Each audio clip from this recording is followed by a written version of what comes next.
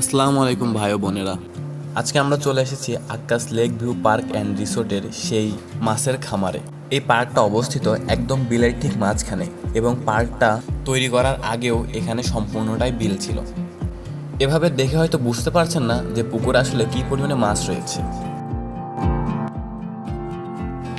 এখন হয়তো কিছুটা আন্দাজ করতে পারছেন, মাছগুলোকে যখন খেতে দেওয়া হবে তখনই আপনারা বুঝতে পারবেন যে এখানে কী পরিমাণে মাছ থাকতে পারে। তো চলুন এক নজরে পুরো পুকুরটা দেখে আসি।